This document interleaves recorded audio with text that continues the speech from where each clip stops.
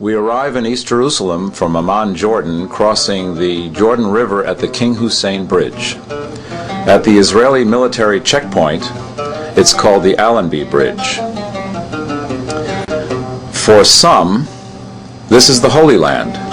For others, it's Greater Israel, Judea and Samaria.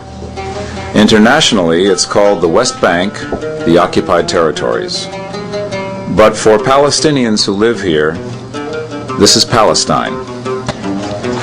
There are at least three names for most places in this land. Here, the Temple Mount, for some, the place of the Western Wall. It's the noble sanctuary for others, the place of the Dome of the Rock and the Al-Aqsa Mosque.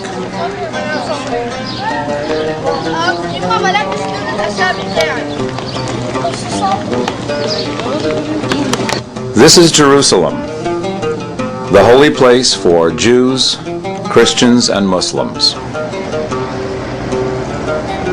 We are looking at the latest, most tangible aspect of the Israeli occupation, the wall.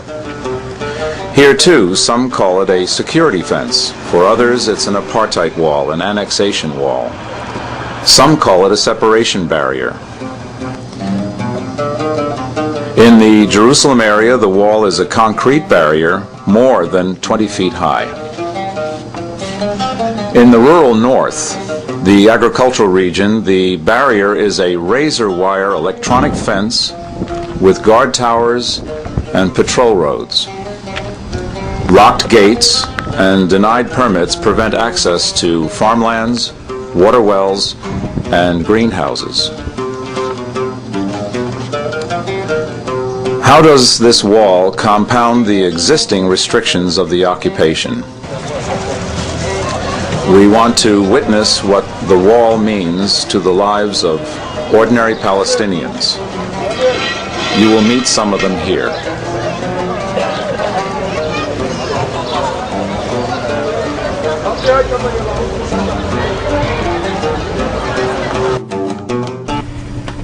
We travel from Jerusalem to Bethlehem, where we meet Sanaa, a young woman who grew up in Dheisheh refugee camp. We're driving north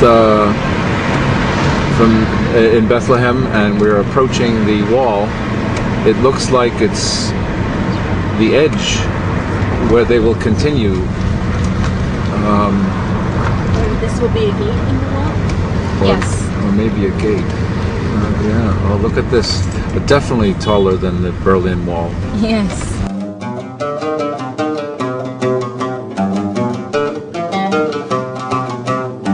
If you see the wall, you know, many houses are beside the wall. You know, of course, you know, the wall is 8 meters high. It is, you know, double of Berlin Wall. And it is, I think, length 730, you know, 300 meter in front and 300 meter, you know, in the back. So all the wall was built on the Palestinian land. So security would be 24 hours, cameras around the wall, you know, electric fence. And they are thinking to put some electronic guns. Yani if the camera feel that something move, it will automatically start to shoot. So this is one thing. The other thing in the north, you know, my husband family, they are living in Qalqilia. They are farmers. They have, you know, a tomato farm. Their farm is behind the checkpoints because the wall. So if they wanted to go, if there is any closure, they can't reach the tomato, and this is will determine what kind of season they will have.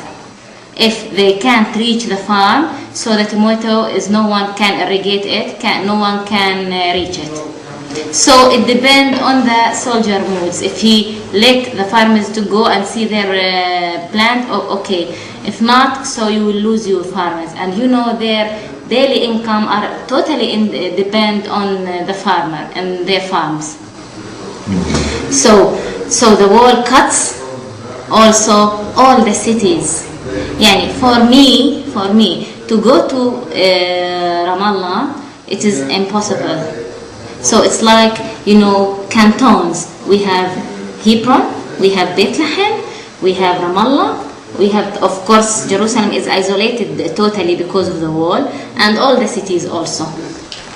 Now I am going to the state, so we are thinking how we can. I wanted to put my child on my mother-in-law because she can't take care of him. My mother is in Jordan and she's sick. So we are during the last week we are thinking how we can reach Qalqilia and take my son to her. Because if I want to go from here to Ramallah, it's a closure, and I have to walk a mountain with the child to take him to Qalqilia. So they just tear the relation between the families, between the cities. So this is the fact, and we have to deal with the fact, and this is the wall. I can't imagine one day they will come and just take it off.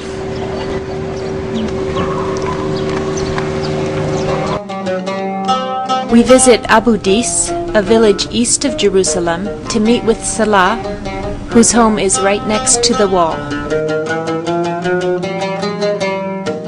We just got off this bus from Damascus Gate to Abu Dis. We just arrived right here, and the wall is right here at this petrol station. Right here, for God's sake.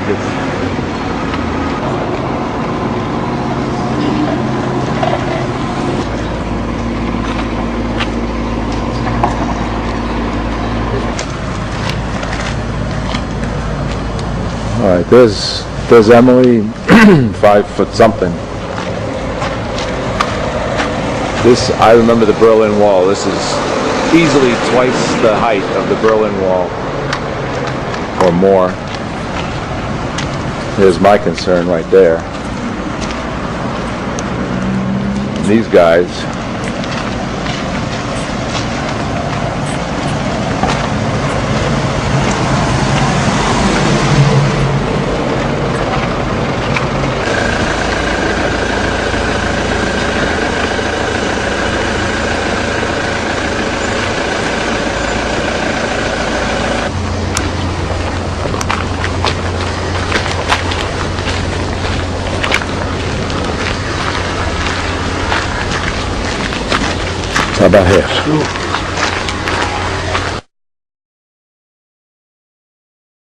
This road, it's the main road in the West Bank, and the West Bank. It joined Jerusalem with Jordan.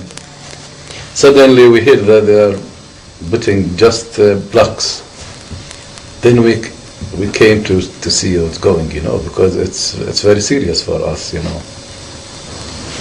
first day, they tried to stop us even to walk down. As an example, our daughters, we have 2 daughters, they are studying in Jerusalem. The first day, they stopped us from taking them to the bus, because the bus used to come here, and when they damage the road, the bus can't come here, and used to wait them in the petrol station. After you can call it a battle with the soldiers, and some Israelis from Peace Now, they came here, and suddenly somebody sent the Israeli television. We managed to send our daughters to school. For small children, it's not easy. From 30 to now, it was a full checkpoint. Columbia checkpoint was full, and from the DCO also was full. So I waited like half an hour, and on the road to Jerusalem there's another checkpoint, and it was also full. Oh.